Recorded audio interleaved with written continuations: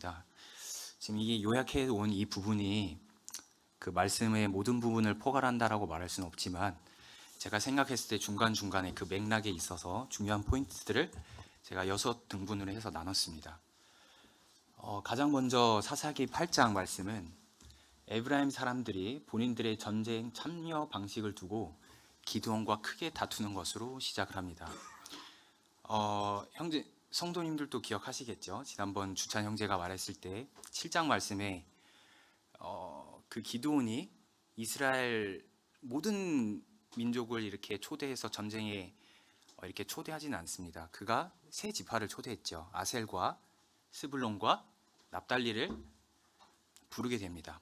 그리고 에브라임과 같은 경우에는 마지막에 전쟁을 처음부터 그들을 참여시켰던 것이 아니라 그 미디안 족속들이 서로가 치고 죽이면서 12만 명이 멸하게 되었고, 또 그들이 요단강을 건너려고 이제 가려고 할 때 그 문턱에서 그 자리를 지키고 너희들이 그들이 넘어오거든 죽여라라고 하는 그 역할을 에브라임 사람들에게 부여하게 됩니다. 근데 지금 승리를 해서 어쨌든 그들은 지금 도망갔고요. 15,000명이 지금 미디안의 두 왕을 따라서 요단강을 건너서 갔습니다. 근데 가만히 생각해 보니까 에브라임 사람들이, 아니 왜 우리를 처음부터 이 전쟁에 처음부터 참여시키지 않고, 왜 어떻게 보면 뒷마무리 항상 교회 일을 하다 보면 어떤 중요한 어떤 역할을 하거나 할 때 처음부터 이렇게 참여하고자 하는 어떤 마음이 있죠. 형제 자매님들 마음 가운데도 항상 마무리 일을 하고 하는 부분들을 어떤 사람이라면 딱히 그렇게 선호하는 부분은 아닐 거라고 저는 생각이 되어지는데, 에브라임 족속도 동일했던 것 같습니다. 그래서 그 기드온 족속들에게 와서 기드온에게 와가지고 다투게 됩니다. 너가 어찌하여 우리 사람들에게 어찌하여 이렇게 했느냐. 그리고 기드온은 어느 지파입니까? 므낫세 지파죠. 형제 지파입니다. 어찌하여 너가 나에게 이리하였느냐라고 하면서 따집니다. 그러니까 기드온이 말하는 게 무엇이냐면, 그 에브라임의 끈물 포도가 아비에셀의 만물 포도보다 낫지 않느냐. 어떻게 내가 한 일이 너희들이 한 일에 비하겠느냐 하면서 그들을 높여줍니다. 그러자 그들의 분이 엄청 화났었겠죠. 막 다투려 하고 시비 걸려고 하고 막 싸우려고 하는데요. 그 분이 풀리게 됩니다. 그러고 나서요, 되게 지친 가운데 지금 요단강을 건너게 됩니다.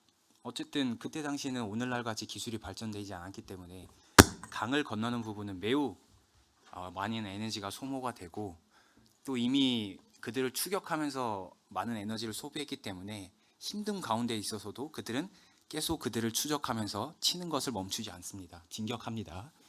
근데 그 가운데 있어서 너무 힘드니 이 기드온의 이 300 용사와 기드온이 이르게 되는 첫 마을이 있는데요. 그 마을의 이름은 숫곳입니다. 저는 이제 숫곳을 얼핏 제가 생각해 봤을 때 이스라엘의 그 마을이 아니겠다라고 그냥 생각을 했습니다. 왜냐하면 아시겠지만 결국은 그들이 들가시 찔레와, 여기 보면 들가시와 이제 찔레로 이제 징벌을 당하고, 분이엘 마을의 그 갓 지파의 사람들과 같은 경우에는 망대가 헐리게 되고 죽임까지 당하게 됩니다. 그래서 설마 이스라엘 사람인데 똑같은 사람을 죽였겠냐라는 생각을 저는 하게 됐습니다. 그렇지만 제가 좀 찾아봤을 때 그 지파는 다름 아닌 이스라엘 같은 지파였고요. 결국은 기드온이 떡을 그들에게 구했는데 주지 않음으로 인해서 그때 이제 하는 말이 있습니다. 이 숫곳 그 마을의 사람들과 그 다음에 분우엘의 그 마을의 사람들이 하는 말이 동일하다고 했는데요. 지금 그 두 왕의 두 왕이 있죠. 미디안 왕이 있죠.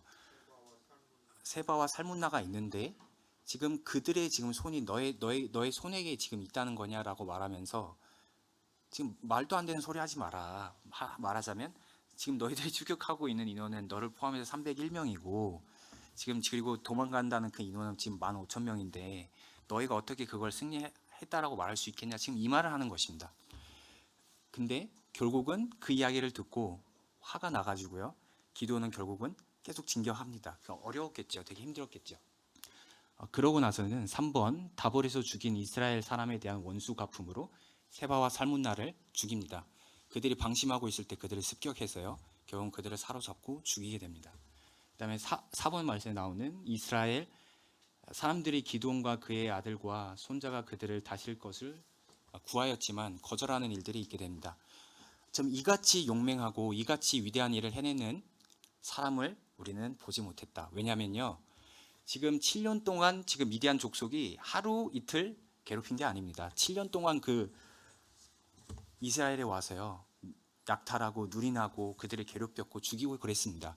근데 7년 동안 괴롭히던 그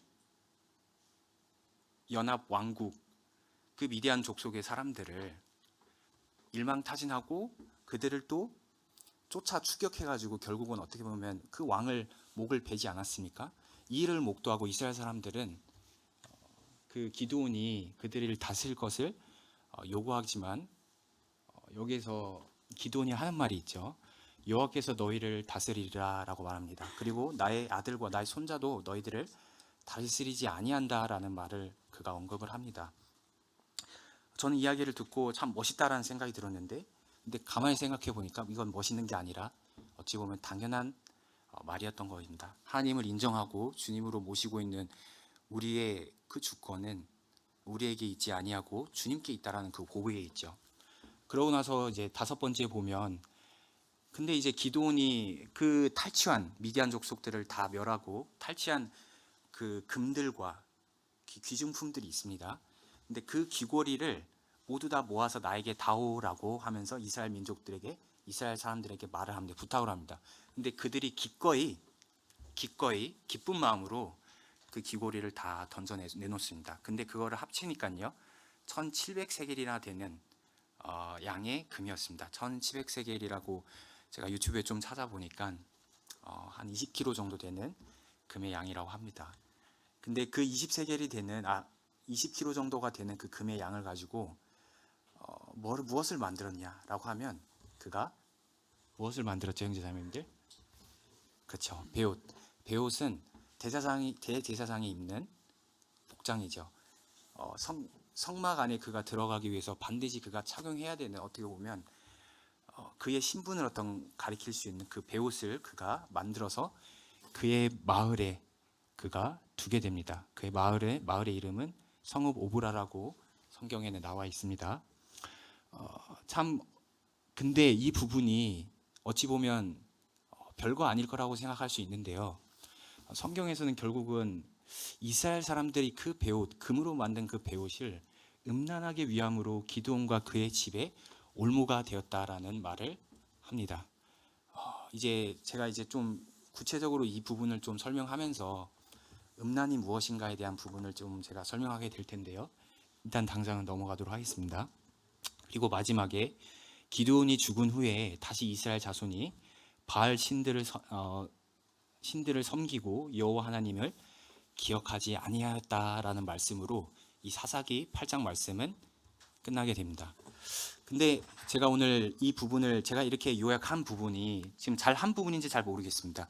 그렇지만 제가 봤을 때 좀 중요하게 여겨졌던 그 포인트를 좀 요약한 부분인데요, 근데 제가 여기에서 가장 주목해 봤던 그 포인트는 바로 2번 숫곳의 사람들을 들가시와 찔레로 징벌하고 분열의 망대를 헐고 성읍 사람들을 죽였다라는 이 말에 저는 좀 주목하기를 원하고, 이 부분에 대해서 하나님께서 저의 마음 가운데 비춰진 부분이 있어서 오늘 말씀을 나누도록 하겠습니다. 우선은 세바와 살문나가 죽기도 전에 어떻게 보면 그들은 적이었습니다. 이스라엘을 침공하였고요, 마땅히 그들은 이스라엘을 괴롭혔고 죽였기 때문에, 그들의 형제와 어머니를 죽였기 때문에 그들은 그거에 대한 원수갚음으로 죽임을 당한 게 맞습니다. 그렇지만 참 아이러니한 것은 뭐냐면요, 숫곳과 또 분우엘의 그 마을의 사람들은 이스라엘 민족이었습니다. 갓 지파의 영토였고요. 그렇지만 이들이 세바와 살문나가 죽기도 전에 왜 멸망을 당하게 됐을까? 저는 이 부분을 좀 약간 묵상을 해보게 되었습니다. 근데 이제 그 이스라엘 이렇게 지도를 보게 되면 이스라엘 이렇게 동쪽으로 이렇게 쭉 한 큰 이제 긴 강이 흐르죠. 그 강의 이름이 무엇이죠, 형제자매님들? 요단강입니다. 그 여기 숫꽃과 그 분우엘의 위치를 보면요, 요단강을 기점으로 해서 동쪽에 포진되어 있습니다. 어떻게 보면 미디안 족속들이 쉽게 침투할 수 있는 그 위치 가운데 있는 마을이라고 할 수 있겠죠. 항상 어떻게 보면 이스라엘 민족들을 침략하기 전에 그 통로에 있었던, 언제든지 마음만 먹으면 쉽게 유린하고 약탈할 수 있는, 근데 그들은 그 경험 가운데 그들 마음 가운데 쌓인 게 무엇일까요? 무엇이었을까? 라는 저는 생각을 하게 되었을 때 그들 마음 가운데는 현실이 보였을 것입니다. 이스라엘에는 왕도 없고요, 그들을 지켜줄 만한 군대도 없습니다. 연합된 어떤 힘이 없습니다. 그래서 이스라엘 민족들에게 우리를 도와달라라고 본토에 지원을 요청하려고 보니 이스라엘 본토도 지금 미디안 족속에게 7년 동안 약탈을 당하는 그런 상황이었습니다. 이런 상태에서 누가 우리 민족, 우리 지파를 지키리요? 라는 마음이 들었겠죠. 그러면서 그들이 봤을 때 괜히 우리가 미디안 족속을 지켜줬다가는 만약에 나중에 우리가 그게 이 사실이 미디안 족속에게 알리게 되고 결국 우리가 해코지를 당하지 아니할까? 이건 전략적으로 봤을 때 이거는 그들을 돕는 게 옳지 않다라는 판단이 금방 사람이라면 생겼을 것 같습니다. 이 마음이 하나님 보시기에 악했고, 그래서 그들은 기브온을 통해서 그들은 죽임을 당하게 되고, 모두가 죽임을 당하지는 않지만 징벌을 당했다라고 성경에 나와 있습니다. 그런데 그렇다면 지금 이스라엘 이 전쟁 가운데 있어서 하나님의 역사 가운데 쓰임을 받은 민족, 이스라엘 사람들이 있는 지파가 있는 반면에 어떤 지파는 지금 이들처럼 숫꽃과 이들처럼 지금 멸함받은 또는 징벌을 받은 민족이 있는데, 그럼 이 차이는 어디서 올까 도대체? 에 대한 부분을 저는 좀 약간 깊게 생각해보고 싶은 그 마음이 제 마음 가운데 올라왔습니다. 그러한 관점에서 어쩔 수 없이 저는 사사기 6장 말씀을 저는 볼 수밖에 없었습니다. 사사기 6장 말씀 17절에 보면요, 제가 지금 이 성경이 지금 그 킹제임스 성경이라서 좀 다를 수 있는데요, 읽도록 하겠습니다. 기드온이 주께 말씀드리기를, 이제 내가 주의 목전에 은혜를 얻었으면 주께서 나와 말씀하시고 계시다는 한 표적을 내게 보여주소서라고 합니다. 내가 주의 목전에 은혜를 입었으면, 지금 이 말씀하시는 이 분이 주님이시라는 것을 저에게 하나의 그 표적을 보여주세요. 그 표적을 구합니다. 첫 번째입니다. 그리고 두 번째 무엇이 나오냐면요, 36절 말씀을 또 같이 한번 읽겠습니다. 36절 말씀입니다. 기드온이 하나님께 말씀드리기를, 주께서 말씀하신 대로 내 손으로 이스라엘을 구원하신다면 보소서, 내가 양털 뭉치를 타작마당에 놓으리니 만일 이슬이 양털에만 있고 그 주위의 땅 위에 마르면 그때는 주께서 말씀하신 대로 주께서 내 손으로 이스라엘을 구원하실 줄을 내가 알리이다라고 합니다. 자, 지금 숫꽃 그 마을에 거하는 그 사람들과 기드온과 함께 했었던 그 믿음의 선택을 하였던 이들의 지금 마음의 차이점은 어디서 왔냐, 그 과정은 어디서 만들어졌냐라고 봤을 때 저는 지금 제가 방금 읽은 이 말씀에 좀 초점을 뒀습니다. 기드온은요, 동일하게 어떤 하나님의 말씀이 왔을 때 아무 증거도 구하지 않고 하나님 알겠습니다, 저는 가겠습니다, 이렇게 하지 않았습니다. 그는 두려워했고요, 하나님께서 바알의 제단을 헐라고 했을 때 두려워가지고 낮에 하지 못하고 그의 10명의 종들을 데리고 가서 저녁에 헐었습니다. 두려움이 동일하게 있겠죠. 그게 기드온만 그렇기 때문에 그랬겠습니까? 그렇지 않습니다. 우리 마음 가운데 사람들이라면 동일하게 그 두려움은 모두 다 존재하는 사람입니다. 그렇다면 기드온도 두려움을 느꼈고요, 그에게도 믿음이 없었습니다. 근데 그는 어떻게 믿음을 가지게 됐을까요? 하나님에게 그는 증거를 구했고요, 표징을 구했습니다. 다른 말로 하면 하나님을 시험했던 것입니다. 우리는 시험에 대해서 생각을 했을 때 시험이 나쁘다라고 생각을 하죠. 그런데 그렇지 않습니다. 하나님도 아브라함을 시험하셨고요, 우리도 그 믿음을 달라고 하나님을 시험하게 됩니다. 하나님께 증거를 달라고 합니다. 아버지의 그 구원의 손이 저 가운데 있다는 그 사실을, 그 증거를 보여주세요 하면서 기도는 구했던 것입니다. 하나님의 말씀이 왔을 때. 근데 참 희한한 거는요, 여기에 두 가지 형태로 기도를 첫 번째로 이제 구하게 되는데요. 첫 번째는 내가 하나님 앞에 은혜를 입었다면 하나님의 그 표징, 개역 한글 성경에는 표징이라 돼 있고 킹제임스는 표적이라 돼 있습니다. 표징을 구했습니다. 그렇죠? 그리고 두 번째는 하나님께서 말씀하신 대로, 두 번째 구한 것은 뭐냐면 하나님께서 말씀하신 거를 가지고 구하게 되는 것이 나오게 됩니다. 만약에 하나님께서 말씀하신 대로 이루기를 바라신다면 이런 일들이 지금 행해지길 원하나이다 하면서 그가 타작마당에 가서 양털을 가지고, 만약에 그 양털이 이슬에 젖게 되면, 그리고 바닥은, 다른 땅들은 건조하다면 하나님께서 이루신지를 구하겠습니다 라고 말하는데요. 이 시험의 어떤 측면에 대해서 봤을 때 시험은 매우 중요하죠. 우리가 일상에 어떤 커리어를 쌓아 나가고요, 사회인이 되는 과정에 있어서 반드시 거치는 과정입니다. 저는 어릴 때부터 네팔에서 지냈는데요. 네팔에는 1학년부터 10학년까지, 12학년까지 있습니다. 고등학교, 초등학교, 중학교, 고등학교로 나누지 않습니다. 각 학년마다 패스 앤 페일이라는 시스템이 있습니다. 합격 또는 누락이라는 제도가 있어가지고요, 만약에 제가 시험에 누락 점수인 40점보다 제가 이하를 맞게 되면 다른 친구들은 2학년으로 올라가지만 저는 올라갈 수 없습니다. 거기서 검증하고자 하는 것은 무엇이죠? 이 친구가 지금 2학년으로 갈 수 있는 수준, 지적인 능력이 되는지, 그걸 시험하는 것입니다. 첫 번째, 이 시험은 다른 측면의 시험도 있겠죠. 뭐 사회인들이라면 어떤 시험이 있을까요? 자격증이 있겠죠. 이 사람이 지금, 내가 이 일을 맡기려고 하는데 이 사람이 지금 이 일을 할 수 있는지 없는지에 대한 능력을 사회는 구합니다. 그리고 그 능력이 됐을 때만 어떤 조직은 그 사람을 받아들이죠. 그렇죠? 그리고 집창금 문화를 또 우리는 생각할 수 있습니다. 결혼의 맥락에서 보면요, 집창금 문화는 뭘 말하는 것입니까? 저 남자가 겉으로 봤을 때 어떤지는 처음부터 끝까지 다 볼 수 없기 때문에 너의 어떤 그 재산의 능력을 보고 내가 판단하겠다, 네가 어떻게 살아왔는지, 네 댐댐이를 보겠다, 이거 아닙니까? 그리고 어느 정도 부가 있으면 그래도 좀 살 수 있다, 그래도 괜찮은 집안이다, 이걸 평가하는 거죠. 근데 한국에는 집창금 문화가 뭐 옛날에 있었는지 잘 모르겠지만요, 중국에는 있는 걸로 알고 있고요, 네팔과 인도에도 있었습니다. 네팔에는 그걸 도리라고 하거든요, 현지어로.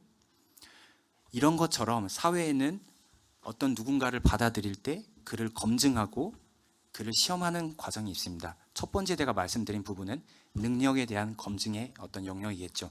자, 그렇다면 두 번째 어떤 검증의 영역이 또 있을 것입니다. 이거는 무엇입니까? 이걸 설명하기 위해서 가장 쉬운 것은 결혼 관계에서, 물론 제가 결혼하지 않았습니다. 결혼 관계에 있어서 남편과 아내를 예를 들 수 있을 것 같습니다. 자, 그렇다면 선서를 할 때 어떤 부분을 서약합니까?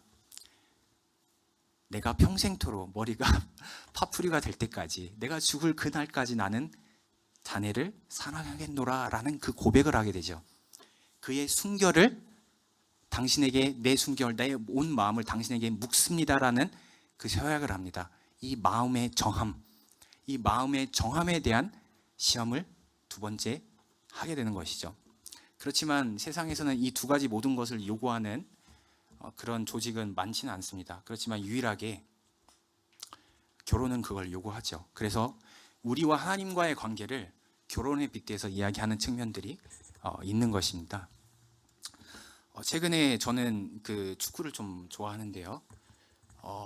축구에 되게 유명한, 축구에 좀 조금이라도 이제 관심이 있다면 그 유명한 감독이 있습니다. 과르디올라라는 감독인데요. 참 좋아하는 감독이고, 그런데 30년 결혼 생활을 유지했던 그 자기의 아내와 최근에 이혼을 했습니다. 그걸 보면서 세상에 있는 능력이 그 사람의 어떤 순결함을 보장하지는 않는다라는 마음이 들게 됐습니다. 그래서 참 어떻게 보면 그 순결함을 지키는 것이 참 세상엔 없구나. 오직 말씀이 그걸 가능케 한다라는 생각이 다시 한번 들게 되었습니다. 자, 그렇다면 이 순결의 어떤 순결을 지키고 그 마음을 정하는 부분에 대해서 성경 여러 군데에 있어서 하나님의 사람들이 그 마음의 정함이 있음을 성경 여러 구절에서 저희는 확인해 볼 수 있습니다. 가장 먼저 그렇다면 이 정함의 어떤 자세를 어디서 한번 다니엘서 1장 8절에서 한번 확인해 보도록 하겠습니다. 다니엘은 뜻을 정하여 왕의 음식과 그가 마시는 포도주로 자기를 더럽히지 아니하리라 하고 자기를 더럽히지 아니하도록 환관장에게 구하니라고 되어 있습니다. 다니엘은 이후에 하나님의 선지자로서 하나님의 사람으로서 많은 쓰임을 받습니다. 그리고 감히 사람이 할 수 없는 그 어마어마한 일들을 쓰임을 받고 하나님의 사랑을 받는 사람인데요. 근데 그거의 시작점인 1장 8절에는 뭐라고 말하고 있냐면요. 다니엘을 뜻을 정하였다고 합니다. 이 뜻은 뭐냐면요. 결혼을 할 때 내가 아내를 향해서 선서하는 내가 평생토록 당신의 조건과 상관없이 내가 그 조건과 상관없이 당신이 주름이 생기든 당신이 살이 찌든 어떤 형편이든 간에 그거랑 상관없이 내 마음에서 당신을 향해 오직 당신만을 사랑하겠다라고 정하는 그 마음의 고백을 다니엘은 1장 8절에 하고 있고요. 그리고 또 여호수아 24장 14절과 15절 말씀을 보도록 하겠습니다. 유명한 말씀이죠. 네, 유명한 말씀입니다. 14절과 15절 제가 읽도록 하겠습니다. 그러므로 이제 주를 두려워하고 성실과 진리로 그분을 섬기라. 너희 조상들이 하수 저편과 이집트에서 섬겼던 신들을 버리고 너희는 주를 섬기라. 만일 주를 섬기는 것이 너에게 악하게 보이거든 하수 건너편에 너희 조상이 섬기던 신들이거나 너희가 거하는 땅의 아모리인들의 신들이든 간에 너희가 섬길 자를 오늘날 너희가 택하라. 그러나 나와 내 집은 누구를 섬기겠다고요? 주를 섬기리라 라는 이 고백이 바로 정함이 있는 마음을 말하고 있습니다. 불순물이 섞이지 않은 거죠. 이런 상황이 왔을 때는 어쩔 때는 하나님을 택하고 이런 상황이 왔을 때 어쩔 때는 하나님을 택하고 하는 이런 마음이 아니라 한결같이 그는 어떤 상황에서도 저는 하나님을 택하겠습니다 라고 말하는 그 고백을 지금 여호수아는 하고 있는 것입니다. 동일하게 에스더도 동일하죠. 하만 이스라엘 민족을 멸하겠다라는 그 칙령을 받고 왕이 명령 그 칙령을 갖고 왔을 때 에스더는 지금 궁지에 몰렸습니다. 지금 모르드게는 계속 지금 에스더한테 말합니다. 너가 만약에 이 부분에 있어서 모른 체하고 그냥 뒤로 돌아선다면 하나님은 너와 너의 가족을 멸하실 거다라고 말씀하십니다. 그리고 에스더가 마음을 정하는 부분이 있죠. 4장에 나옵니다. 내가 죽을지라도 그 왕 앞에 내가 나가리라 라는 그 고백을 하죠.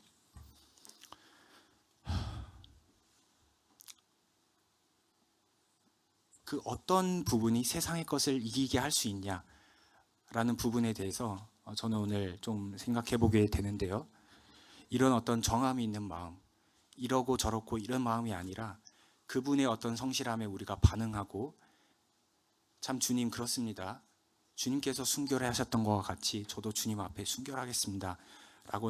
라고 이제 고백하는 그 마음이 매우 중요하다라고 어떻게 보면 살아가면서 참 핵심적인 요소라고 저는 생각이 되었습니다. 제가 앞서서 시험과 관련된 부분을 지금 형제자매들께 말씀을 드렸는데요. 고린도후서 13장 5절 청년회에서 배웠던 말씀이기도 합니다. 최근에 너희는 믿음 안에서 있는가 너희 자신을 시험하고 너희 자신을 확증하라. 예수 그리스도께서 너희 안에 계신 줄을 너희가 스스로 알지 못하느냐? 그렇지 않으면 너희는 버림받은 자니라 라고 말하고 있습니다. 지금 하나님께서 지금 말하고 있는 이 말씀은 뭐라고 말씀하고 계시냐면요. 너 자신을 지금 시험해봐라 라고 말하고 있습니다. 근데 무엇을 실험하냐? 예수께서 너희 안에 계신 것을 시험해봐라라고 말하고 있습니다.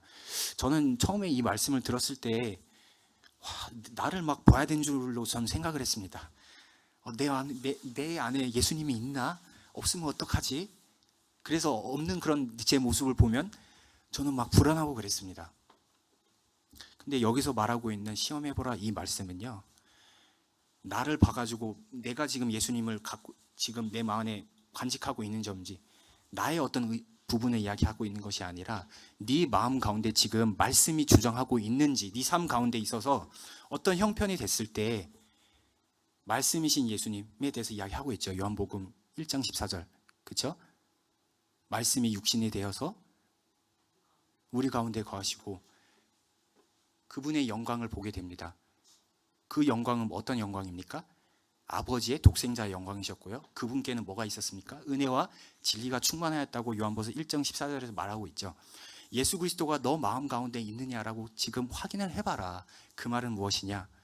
너가 지금 주장하고 있는 것, 지금 숫곳 사람들이 주장했던 것, 지금 현실은요, 저 사람들 받아들이면 저 죽습니다. 지금 저 죽고 싶지 않아요.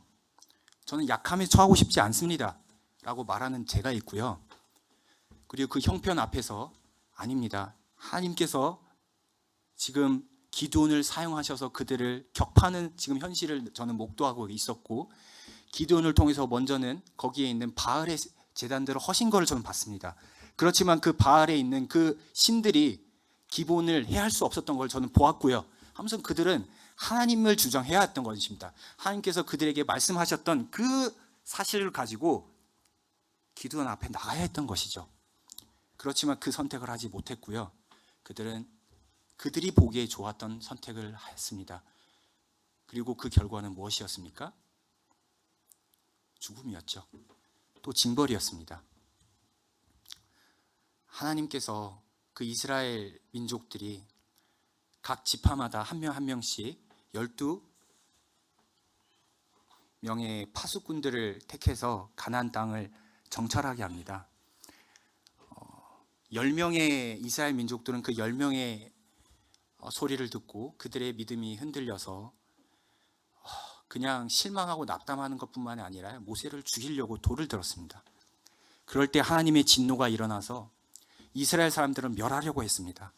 그랬을 때 모세가 하나님 앞에 긍휼을 구했죠. 긍휼이 풍성하신 하나님 아버지, 저들을 불쌍히 여겨주세요. 아버지의 말씀 잊지 않으셨습니까? 만약에 그들이 이 자리에서 그들이 멸하게 된다면 아버지의 능력이 없으셔서 그들이 가나안 땅에서 가지 못했다라고 온 민족들이 그렇게 말할 것입니다. 그런 하나님은 아니시지 않습니까? 하면서 말씀을 가지고 모세는 아버지께서 하신 말씀을 가지고 그는 하나님 앞에 주장을 하게 됩니다. 그게 이스라엘 민족을 살려내게 되는데요. 이 이유가 저는 좀 중요하다라고 저는 생각을 했습니다. 시편 12편 6절 말씀을 함께 같이 읽겠습니다. 시편 12편 6절 말씀. 제가 읽도록 하겠습니다. 네, 지금 시간이 많이 간 것 같아서요. 여호와의 말씀은 순결하며 흙 도가니에 7번 단련한 은과 같도다라고 말하고 있습니다. 앞서 제가 말씀드린 이 순결한 마음, 이거는 시험되는 마음입니다. 첫 번째는 능력에 대한 시험은 다른 측면을 말씀드렸고요. 그리고 그 마음의 어떤 정함에 대한 시험, 이거는 순결함과 관련이 되어 있는데요.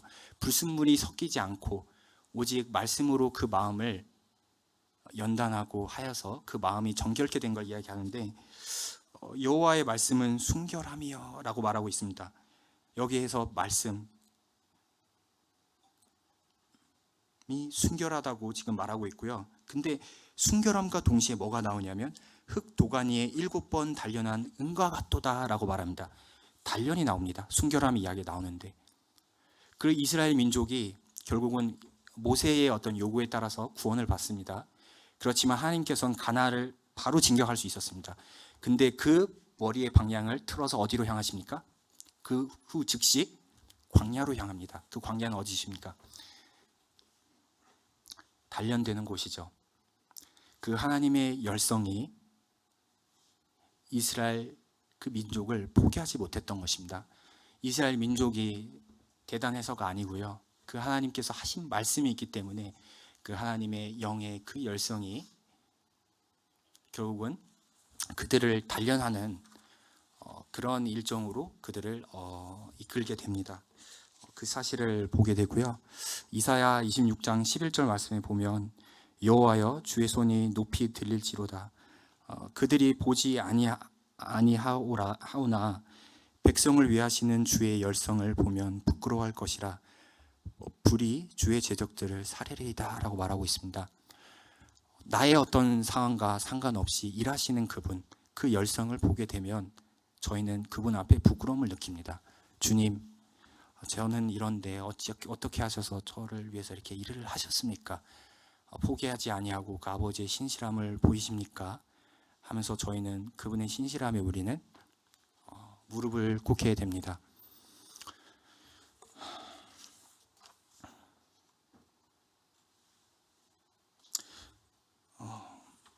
연단에 대한 어떤 부분을 좀 더 이어가자면 로마서 5장 3절과 4절 말씀에는 이 부분을 이야기하고 있죠.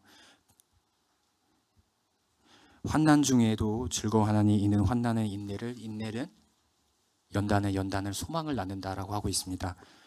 그 연단된 하나님의 열성으로 인해서 그 연단된 민족, 그 연단된 하나님의 사람은 소망을 품게 됩니다.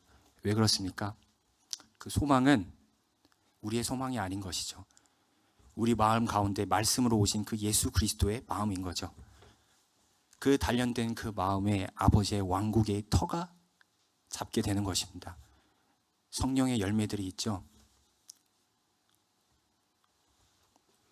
그 마음을 품게 되는 것입니다. 저희가 그 마음을 품을 수 있어서가 아니라 저희 마음 가운데 그 말씀이 주장을 하시니 저희로 하여금 그 길을 가게 하신다라는 말을 성경은 말하고 있다라고 저는 보았습니다. 오늘 그 사사기 8장 말씀을 이야기를 하면서 조금 이제 그 다른 어떤 차원의 이야기를 좀 많이 한 것 같은데요. 어쨌든 저는 이러한 부분들을 좀 많이 묵상하면서 하나님 앞에 되게 은혜가 되고 감사한 그런 개인적인 어떤 시간이 되었습니다. 네, 말씀 여기에서 마치고 저는 물러나도록 하겠습니다. 감사합니다.